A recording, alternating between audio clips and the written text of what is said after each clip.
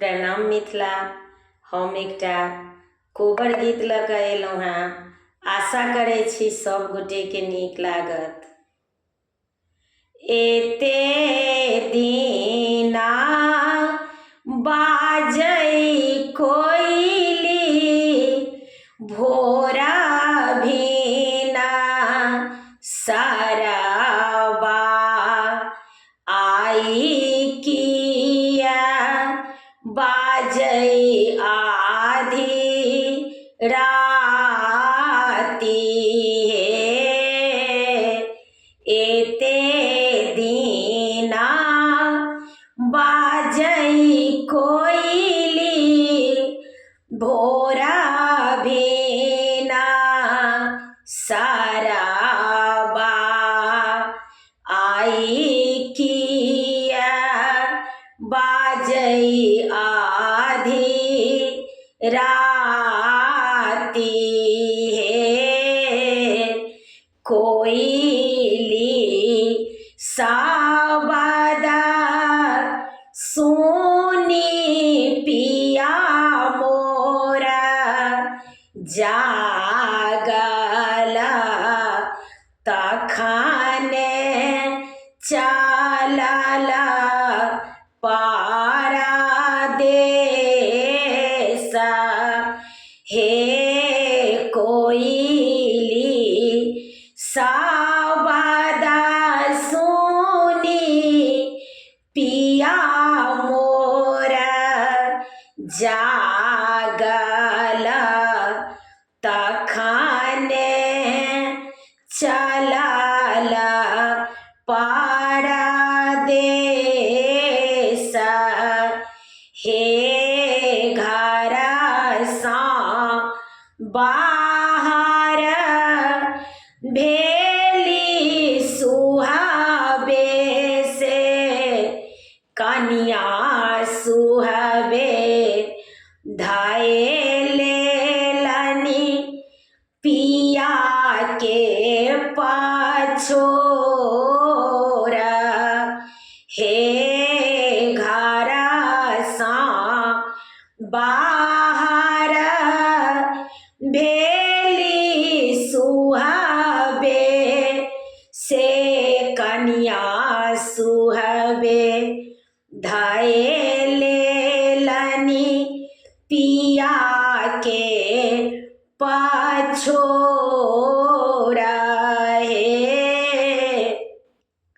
अपने तऽ जाइ छी पिया देश रे विदेशवा,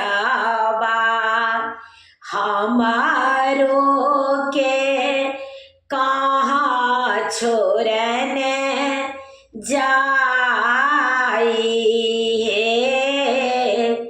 अपने तऽ जाइ छी पिया देश रे विदेशवा,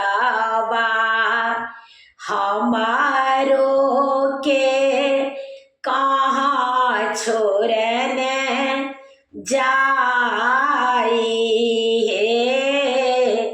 नहिरा में छथि धनी माये बाप भैया, ससुरा में लक्ष्मण दियर